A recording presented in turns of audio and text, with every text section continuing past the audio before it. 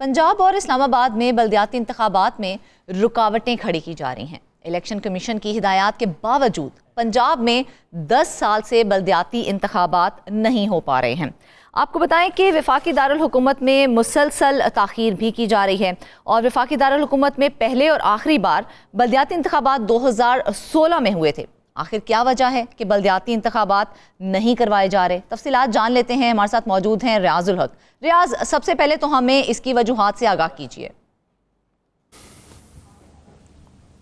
जी बहुत शुक्रिया फरजाना। इसमें इंतज़ामी, क़ानूनी और दूसरी जो वजूहात हैं उनसे ज़्यादा नीयतों का मसला है और उनकी बुनियादी वजह यह है कि इस वक्त हमें पता है पंजाब में मुस्लिम लीग नवाज़ की हुकूमत है।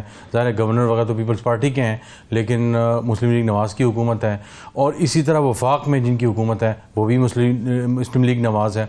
अब एक जो बड़ा चैलेंज आ रहा है वो ये आ रहा है कि इससे पहले तकरीबन 2 साल पहले की बात है कि तैयारियां मुकम्मल कर ली गई हैं इलेक्शन की, सब कुछ ठीक हो गया कि जनाब अब ये हो रहा है 1 हफ़्ते बाद इलेक्शन। अचानक जो है उसको तब्दील कर दिया गया। एक ऑर्डिनेंस आ गया कि जी जो हल्का बंदियाँ हैं इस्लामाबाद में हम वो तब्दील करने जा रहे हैं, लिहाजा इतनी जो सीटें थी उनसे बढ़ाकर इतनी सीटें कर दी जाएंगी। और ये 3 मरतबा ऐसा हुआ कम से कम पिछले 3 सालों में इस्लामाबाद में। तो ऐसा अजीबो गरीब खेल खेला जा रहा है और पंजाब में भी तकरीबन इसी तरह का जो है इस तरह के बहाने ढूंढे जा रहे हैं। 5 मरतबा पंजाब में जो है वो कानून साजी की जा चुकी है कि जी हम ये करने जा रहे हैं। कभी कहते हैं हदबंदियाँ हो रही हैं, कभी कहते हैं हल्का बंदियों की चीज़ों को ठीक किया जा रहा है। हर दफ़ा आके इलेक्शन कमीशन में जब ये आते हैं वजूहात बताते हैं तो एक अजीब किस्म की जो है उज़रदारी पेश करते हैं जिसका कोई जवाज़ नहीं होता, जिससे तंग आकर चीफ इलेक्शन कमिश्नर जो हैं सिकंदर सुल्तान राजा, उन्होंने कहा कि ऐसा लगता है कि कोई भी हुकूमत जो है वो संजीदा नहीं है इंतखाबात करवाने में। और अब इसमें अगेन सियासी वजूहात भी हैं, दूसरी वजूहात भी, नियतों का मसला मैंने आपको बता दिया। तो 10 साल का तवील अरसा गुजर गया है और 10 साल में तो हुकूमतें भी बदली हैं, उसके बावजूद भी इंतखाबात क्यों नहीं करवाए गए हैं? जी बिल्कुल, तकरीबन 2016-17 में और 15-16 में के आसपास लाहौर में यानी पंजाब में और इसी तरह जो इस्लामाबाद है यहाँ पे जो है वो बल्दियाती इंतखाबात हुए और उसके बाद इंतखाबात नहीं हो सके।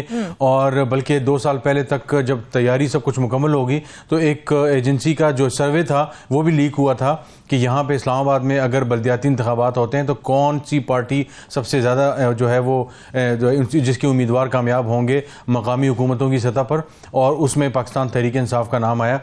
यही सूरत हाल अगेन पंजाब में भी है कि वहाँ पे उनको डर है कि अगर बल्दियाती इंतखाबात करवाए जाते हैं तो तमाम, अगर नहीं तो मेजॉरिटी या अक्सरियत जो है जो इन बल्दियाती नुमाइंदों की हैं वो पाकिस्तान तहरीक इंसाफ की होगी, मुस्लिम लीग नवाज़ या पीपल्स पार्टी की उतनी अक्सरियत नहीं होगी। तो ये वो चैलेंज है जिसकी वजह से जो है वो आएँ बाएँ शाएँ की जा रही है। और उसका सबसे बड़ा नुकसान ये हो रहा है कि अवामी सतह पे, बल्दियाती सतह पे, निचली सतह तक जो इख्तियारात की मुंतकिली है, जो इस सारे जो मकामी सतह के जो इंतखाबात हैं जिन्हें लोकल गवर्नमेंट इलेक्शन कहा जाता है, उसका बुनियादी मकसद ये है कि गली मोहल्ले के जो मसाइल हैं, डोमिसाइल के मसाइल हैं, बर्थ सर्टिफिकेट के मसाइल हैं, आगे पीछे तरक्याती जो काम हैं और मसाजिद के फंड्स हो गए, इसी तरह लाइब्रेरीज़ हो गई, लोकल जिम्स हो गए, अपने तमाम इलाकों में पंजाब है चाहे वो कोई भी सूबा है वहाँ भी ये चीज़ें मकामी नुमाइंदे हल करते हैं और मेयर ज़ाहिर उनका सरबराह होता है किसी भी शहर में।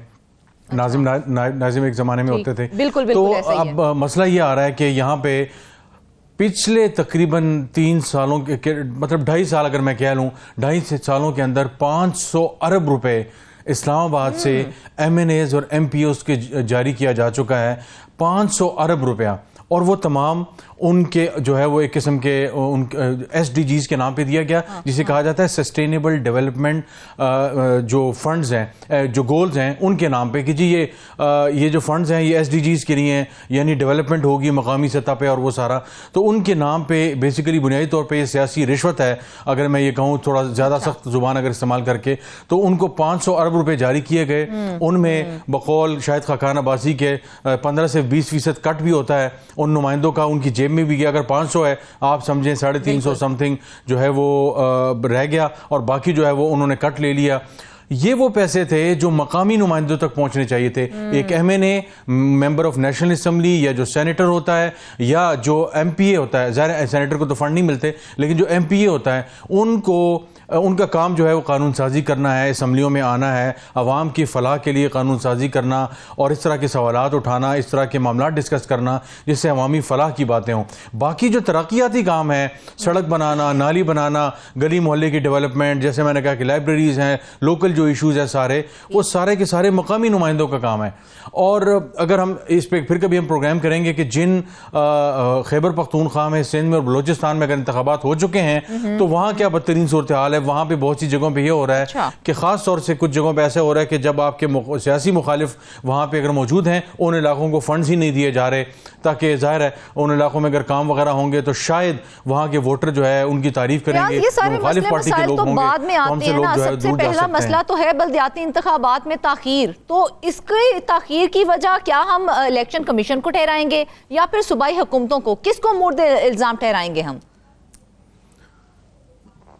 دیکھیں فرزانہ، جب ہم یہ ساری باتیں کر رہے ہیں تو یہ مثال کے طور پر میں اگر کہیں پہ کوئی ڈیولپمنٹ کر رہا ہوں اور اس کا کریڈٹ مجھے نہیں جاتا، کسی اور کو جاتا ہے، تو شاید میں ڈیولپمنٹ اس نیت سے اس طرح نہ کروں. تو یہاں پہ چونکہ پیسے انوالو ہیں، بلدیاتی نمائندے انوالوڈ ہیں، آپ نے مقامی سطح پہ لوگوں کے جب کام کرنے ہوتے ہیں، تھانہ کچہری کے مسائل ہوتے ہیں، وہ اپنے مقامی نمائندوں نے باقاعدہ طور پہ S H Os, S S P, D S P, ان لوگوں سے مل کے آگے پیچھے جو سارے مسائل ہوتے ہیں، جو غلط فہمیاں ہوتی ہیں اور اس طرح کے جو چیزیں ہوتی ہیں وہ حل کیے جاتے ہیں. لیکن جب یہ ان سب کو نکال کر ایم این ایز اور ایم پی ایس کو مسلط کر دیا گیا ہے تو وہ ڈائریکٹ ہو گئے، مقامی نمائندے نکل گئے. اب حکومتیں، میں نے کہا جیسے کہا کہ ان دو اینٹیٹیز میں جو دو اکائیاں ہیں، صوبہ پنجاب اور اسلام آباد، یہاں پہ خوف یہ ہے کہ اگر پاکستان تحریک انصاف کی اگر حکومت آتی ہے تو یہ تمام لوگ ہمارے ہاتھ میں نہیں ہوں گے، ہمیں انہیں فنڈز دینے پڑیں گے. اب اگر وہ کام کرتے ہیں، ترقیاتی کام کرتے ہیں، دوسری چیزیں ہوتی ہیں، تو ان کی جو ہے وہ سے بڑھے گی. اور یہاں پہ جو مسلم لیگ نواز ہے اور ان کا جو معاملہ ہے وہ آلریڈی ایٹ سٹیک ہے. وہ ہمیشہ سے کہتے رہے ہیں کہ ہم نے جو ہے وہ ریاست بجائی ہے اور سیاست کو قربان کیا ہے، تو اوپر سے اگر نمائندے بھی ان کے منتخب نہ ہوں، اور ابھی 2-3 سال ہیں الیکشن میں، 1 سال ہی ہوا الیکشن کو ابھی فیبرری میں، تو یہ تو بہت بڑا چیلنج ہو جائے گا.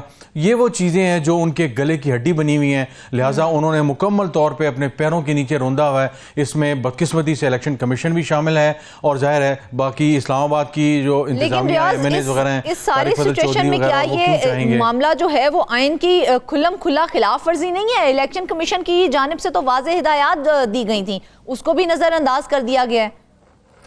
دیکھیں بالکل ایسے ہی ہے. دیکھیں آئین کی یہ ایسے ہی ہے کہ ابھی خیبر پختونخوا میں اس وقت جو کچھ سینیٹرز منتخب ہونے ہیں، سینٹ کا خیبر پختونخوا کا جو حصہ ہے وہ مکمل نہیں ہے، لیکن آئین کی خلاف ورزی ہے. وہاں پہ جو ہے وہ نہیں آ سکے سینیٹر، ظاہر اس کی کئی وجوہات ہیں.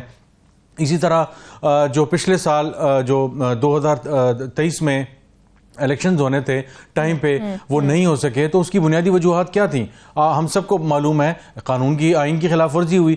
لیکن یہاں پہ اب تو بدقسمتی سے یہ حال ہو گیا ہے کہ ایک زمانے میں ہوتا تھا کہ میڈیا بھی اس چیز کو ہائیلائٹ کرتا تھا، اخبارات میں آتی تھی، سوشل میڈیا پہ ڈسکس ہوتا تھا، تو بڑا ایک پریشر آتا تھا، بلڈ ہوتا تھا اداروں پہ، الیکشن کمیشن وغیرہ پہ، اور وہ اس چیز کے حل نکالنے کے لیے کوئی نہ کوئی راستہ نکال لیتے تھے.